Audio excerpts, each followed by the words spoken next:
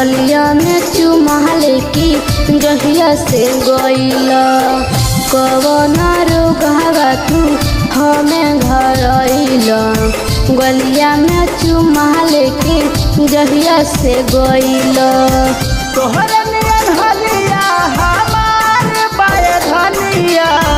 तोहरे नियन हलिया हमार बाय धनिया दिल मिले खातिर बेकरार बाय धनिया कतही न चैन करार बाय धनिया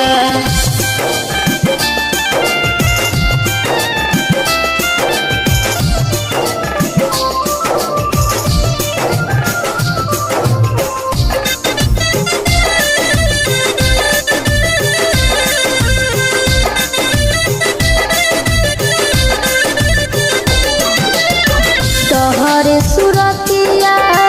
लौके नयन में सुते हो मेरतिया में ना बेला सहल सहाला ना जुदाई के पीड़ावा प्रेमावा योगिनिया जला देला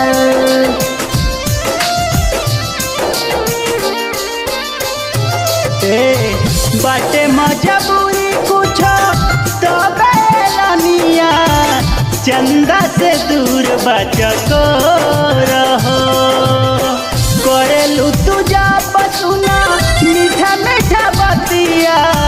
कर जवा जुड़ा जला मोर हो कब होई पुरहाइया धूरा कहानी तोहरे डगर रोजो देखत बानी ओही दिनवा के इंतजार बाय धनिया ओही दिनवा के इंतजार बाय धनिया दिल मिले खातिर बेकरार बाय धनिया कतही न चैन करार बाय धनिया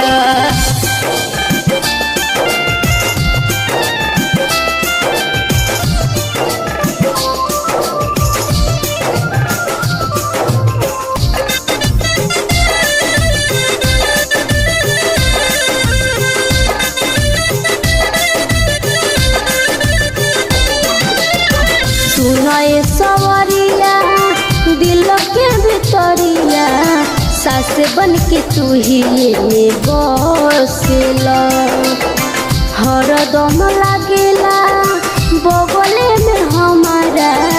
बैठी के राजा जी तू हंसेला